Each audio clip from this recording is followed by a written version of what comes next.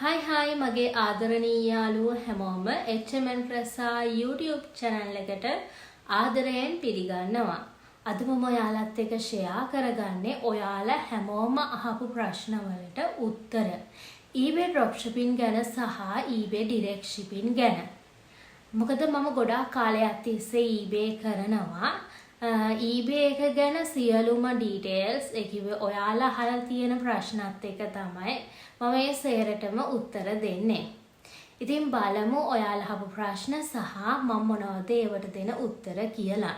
ඉතින් මේක හැමෝටම ගොඩාක්ම වැදගත් වේවි. eBay එක ඉස්සරහට කරන්න බලාපොරොත්තු වෙමින් ඉන්න අයට සහ ඒක අලුතින් පටන් ගන්න ඉන්නවනේ ඒ අයට සහ දැන් කරගෙන යන අයන්ටත් ගොඩාක්ම වැදගත් වේවි. ඉතින් බලමු ප්‍රශ්න ටික මොනවද කියලා. මම මේ ෆෝන් එකෙන් බලන් තමයි කියන්නේ. මම ඔයාලා අහපු ප්‍රශ්න ටික වෙනමම නෝට් කරගත්තා. පළවෙනි ප්‍රශ්නේ තමයි ඔයා eBay වලින් කොච්චර මුදල් හොයනවද? මම මෙහෙම ප්‍රශ්න ටික නෝට් කරගත්තා. ඔයාලා දන්නවා මේ මගේ මේ වීඩියෝ වලට ගොඩාක් කමෙන්ට් එහෙම එනවා මේ වගේ ප්‍රශ්න අහලා. ඒ ප්‍රශ්න මම තෝරගත්තා. ඊට පස්සේ මට WhatsApp ගොඩාක් මැසේජ් එනවා කොහොමද පටන් ගන්නෙ? ඔයා කොච්චර ගාණක් හොයනවද? කොච්චර ගාණක් වියදම් වෙනවද? ගොඩාක් ප්‍රශ්න අහනවා. ඉතින් මේ ප්‍රශ්න වලට තමයි මම අද උත්තර දෙන්නේ. පළවෙනි ප්‍රශ්නය අහලා තියෙන්නේ ඔයා eBay වලින් කොච්චර මුදල් හොයනවද කියලා. මුලින්ම ඔයාලට කියන්න ඕන හැම මාසෙකම එකම ගණන් හම්බෙන්නේ නැහැ. ඒක කාලෙන් කාලෙට වෙනස් වෙනවා. අපේ මහන්සිය සෙල් කරන අයිටම් සහ ඩිමාන්ඩ් එක අනුව ඒක කාලෙන් කාලෙට වෙනස් වෙනවා. මම පටන් ගත්ත කාලෙට වඩා ඒ කිව්වේ මම පටන් ගත්තේ O level ලියපු කාලෙනේ. ඒ කිව්වේ O level ලියලා ගෙදර ඉන්න කාලේ තමයි eBay එක පටන් ගත්තේ. අමතර ආදායමක් හොයන්නේ කියලා. ඉතින් මම ඒ කාලෙට වඩා දැන් level එක අප් වෙලා තියෙනවා. හොඳ ඉන්කම් එකක් හොයනවා. ඉතින් ඔයාලා අලුතින් පටන් ගන්නවා නම් ඒක අර මුල් කාලෙට වඩා ඔයාලා අර අවුරුදු ගාණක් පරණ වෙනකොට account ඔයාලා ඒ කාලෙට හොයන ගාණ හාත්පසින්ම වෙනස්. ඒ කිව්වේ මේක අවුරුද්දෙන් අවුරුද්දට මාසෙන් මාසෙට වෙනස් වෙන්න පුළුවන්. අපි නිවැරදි විදියට මහන්සි වුණොත්, කැප වුණොත්, ඉවසගෙන කාගෙන හිටියොත් අපි අලුතින් පටන් ගන්න කෙනෙක්ට උනත් ඩොලර් 100ක් හෝ ඩොලර් 500ක් අතර සහ ඊටත් වඩා අපට හොයන්න පුළුවන්. ඒක එක එකනා අනුව වෙනස් වෙනවා. ප්‍රශ්න 7යි තියෙන්නේ. පළවෙනි ප්‍රශ්නේ කතා කරා. දැන් දෙවෙනි ප්‍රශ්නේ හරිද? eBay dropshipping ද හොඳ? eBay direct shipping ද හොඳ? දෙකේම වාසි සහ අවාසි තියෙනවා. dropshipping කියන්නේ Taman ළඟ ස්ටොක් නැතුව වෙනත් සප්ලයි කෙනෙක් හරහා shipping කරන එක. ඔයාලා දන්නවා eBay dropshipping තමයි මම කරන්නේ. ඉතින් මම එක එක වෙබ්සයිට් වලින් item අරගෙන මම eBay එකේ මගේ account එකේ පළ කරන එක තමයි කරන්නේ. sell කරන එක. ඒතකොට listing හදලා ඒ වගේම මට ඉන්කම් එකක් තියාගෙන කිව්වේ මට ලාභයක් තියාගෙන මම sell කරන එක තමයි කරන්නේ. eBay direct shipping කියන්නේ ලංකාවේ තියෙන බඩු. උදාහරණයක් ඔයි ටී ඊට පස්සේ ගම්මිරිස් කුරුඳු ඔයි වගේ එක එක item තියෙනවනේ. කිතුල් පැණි ඔයි වගේ එක එක item අපිට sell කරන්න පුළුවන්. එතකොට ලංකාවේ තියෙන item තමයි sell කරන්නේ. eBay direct shipping වල අපිම post කරන්න ඕන, අපිම pack කරන්න ඕන, සේරම කරන්න ඕන. ඉතින් eBay dropshipping වල එහෙම දෙයක් නැහැ. අපි සේරම කරන්නේ website හරහා. අපි order එක යවන්නේ website එක හරහා, සේරම කරන්නේ website එක හරහා. තුන්වෙනි ප්‍රශ්නේ තමයි phone එකෙන් eBay කරන්න පුළුවන්ද කියලා ගොඩක් අය මට personal WhatsApp එකකට message දාලා අහනවා. ඉතින් ඇත්තටම ෆෝන් එකෙන් කරන්නත් පුළුවන් මේ දේවල්. හරිද? හැබැයි ඔයාලට පොඩක් අපහසුයි ලිස්ටින් එක හදන්න. ඒ වගේ දේවල් කරන්න හරි අපහසුයි. ෆෝන් එකෙන් කරන්නත් පුළුවන්. අර ඩෙස්ක්ටොප් සයිස් එකට දාගෙන ෆෝන් එකෙන් උනත් ඔයාලට කරන්න පුළුවන්. හතරවෙනි ප්‍රශ්නේ තමයි ඔයාලා අහලා තියෙන්නේ eBay කරන්න අපෙන් මොනවද ඕන? අනිවාර්යෙන්ම eBay එක සහ Payoneer account එක හදන්න.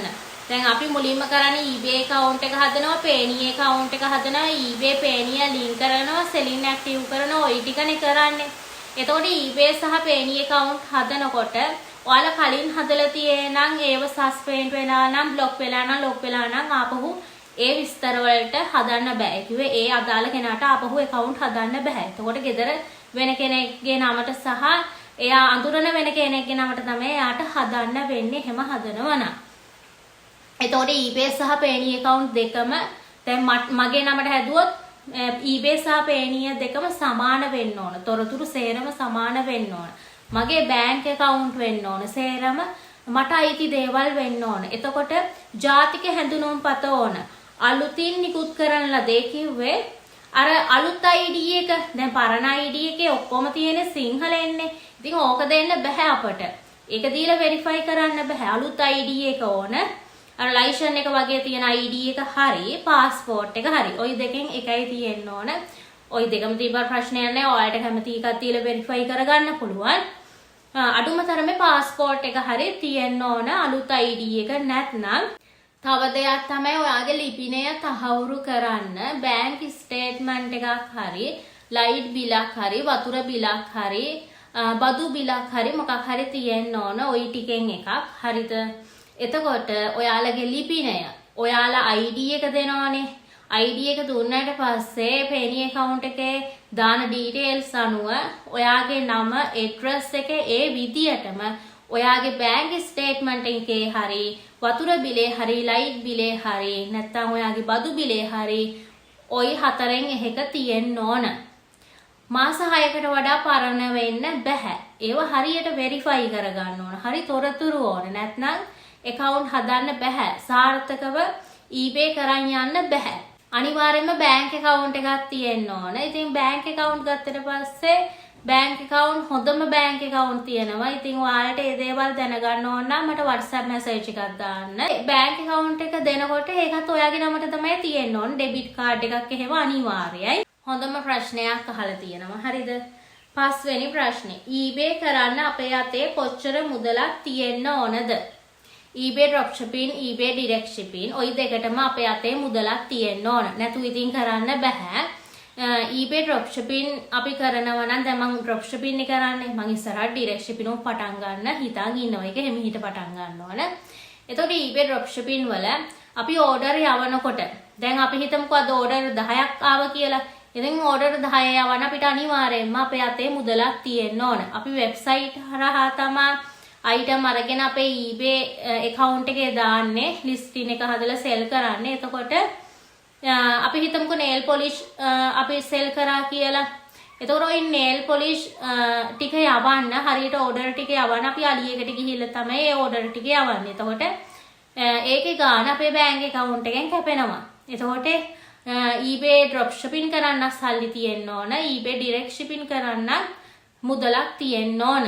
මොකද eBay direct shipping වල අපි item එක pack කරන්න, ඒ item එක හදන්න, ඊට අමතරව cost එක ඒ කිව්වේ shipping cost සහ මේ අපි post office courier හරහානේ ඕව යවන්නේ. ඕවට හැම දෙයකටම මුදලක් තියෙන්න ඕන. ඉතින් ඔයාලට පුළුවන් කැමති මුදලක් තියාගෙන පටන් ගන්න. තව ප්‍රශ්න දෙකක් තියෙන්නේ. මේ යන්නේ 6 වෙනි ප්‍රශ්නේ. ඕඩර් එකක් එන්න කොච්චර කාලයක් යනවද? ඒක වෙනස් වෙනවා. දැන් මට නම් ආවා දවස් 2-3කින් ආව ඕඩර් එක. දවසින් වගේ ආව ඕඩර් එක. හරිද? හැබැයි සමහරුන්ට සති 2-3 මාස ගණන් එහෙම යනවා. එහෙම අවස්ථා තියෙනවා. එතකොට ඒක එක එක්කනට අනුව සහ අපි දාන කීවර්ඩ් අනුව item එක අනුව වෙනස් වෙනවා. ඉතින් ඔයාලා item දානකොට මේ දවස්වල sell වෙන්නේ මොනවද කියලා හොයලා බලලා item දාන්න. ඒ කිව්වේ මේ මාසේ මොනවද sell වෙන product. ඒ කිව්වේ මේ දවස් ටිකේ. ඒ වගේ හොයලා බලලා study කරලා item දානකොට හොඳ item දාන්න. එතකොට අපි දාන keywords අනුව තීරණය වෙනවා අපට order එන time එක. ඉතින් මට නම් ප්‍රශ්නයක් උන්නේ නැහැ. දවස් 2-3න් order එන්න පටන් ගත්තා. ඊට පස්සේ දිගටම order ආවා. එක එක්කෙනාට සහ item එකෙන් item එකට වෙනස් වෙනවා. කීවර්ඩ් දාන විදිය අනුවත් වෙනස් වෙනවා. ඉතින් ඔයාලට මේ දේවල් දැනගන්න ඕන මට WhatsApp message එකක් දාන්න. ඔයාලා අහපු අන්තිම ප්‍රශ්නේ තමයි අපේ බැංකුවට සල්ලි වැටෙන්න කොච්චර ඩොලර් එකතු වෙන්න ඕනද? ඔයාලට පුළුවන් eBay එකෙන් මුදල් එවන්න පේනියේකට. පේනියේකෙන් ලංකාවේ බැංක් account එකට transfer කරගන්න අවම වශයෙන් ඩොලර් 50ක් තියෙන්න ඕන. ඉතින් අපිට අපේ බැංක් එකට හම්බෙන්නේ ඩොලර් 50න්.